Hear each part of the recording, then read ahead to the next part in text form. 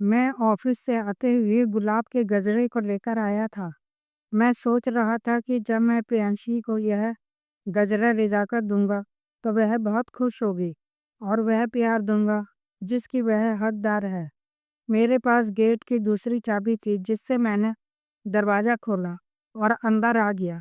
जब मैंने दरवाजे पर हाथ जैसे ही लगाया उसे खोलने के लिए तो मुझे मेरी बेटी अलका और प्रियांशी के हंसने की आवाज़ आई।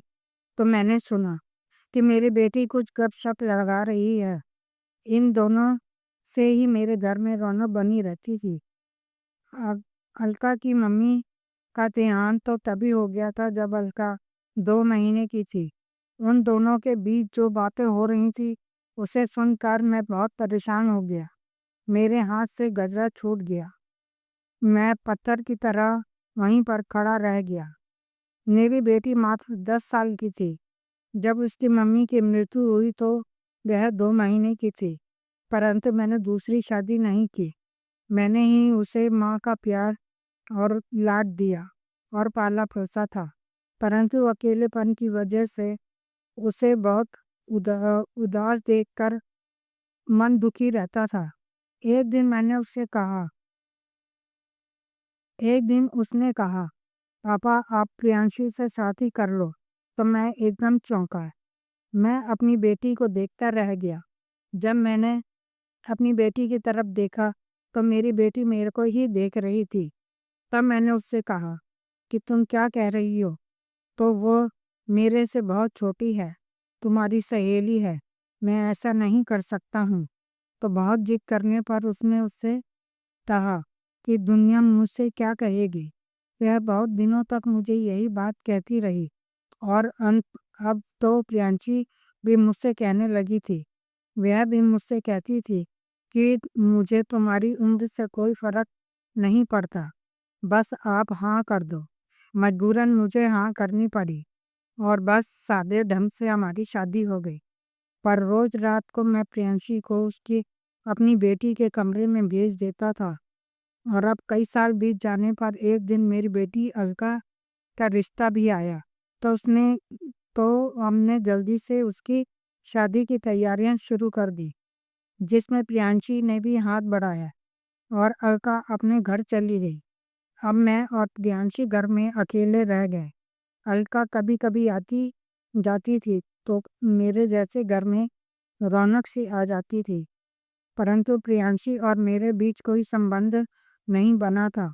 मैं ऑफिस जाता और शाम को घर आता और खाना खाकर अपने कमरे में सोने चला जाता था। प्रियांशी और अलका एक रात को दोनों आपस में बातें कर रही थी। प्रियांशी, तुमने मेरे पापा से शादी इसलिए की है कि तुम अपनी चाची के भाई से बचना चाहती थी, परंतु तुम किसी और से भी तो शादी कर सकती थी। तो उसने कहा, अलका तुम्हारे पापा चाहे देखने में स्मार्ट ना हो पर देखने में बॉडी बिल्डर लगते हैं। लगता ही नहीं है कि वह 40 के हैं। और अब चाहे कैसी भी शादी हो, परंतु दुनिया की नज़र में मेरी शादी हो गई है। मैंने दरवाजे में से उनकी सारी बातें सुनी तो मैं सन रह गया। परंतु अब मैं अपनी बेटी और प्रियांशी की बातें सुनकर मुझे उन दोनों पर बहुत गुस्सा आया, परंतु मैं कुछ नहीं बोला। फिर मैंने अपने गुस्से पर काबू रखते हुए कहा, एक रात मैंने प्रियांशी से पूछ ही लिया, जब तुम्हें मैं पसंद नहीं था और फिर उम्र में भी तुमसे बड़ा था तो मुझसे क्यों शादी की? अपनी उम्र के लड़के से करनी चाहिए थी। क्यों मेरा दिल दुखाया? इस पर प्रियांशी कहने लगी, नहीं ये बात नहीं है।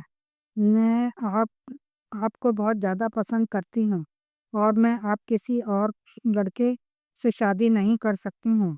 मैंने तो अब चाची के भाई से भी बचने के लिए ये आपसे शादी की थी और मैं अब आपको तन मन और धन से अपना पति मानती हूँ। मुझे दुनिया वालों की कोई परवाह नहीं है।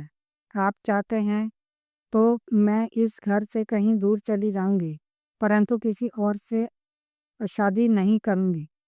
और प्रियांशी उस रात मेरे ही कमरे में मेरे बेड पर मेरे ही संग सोई।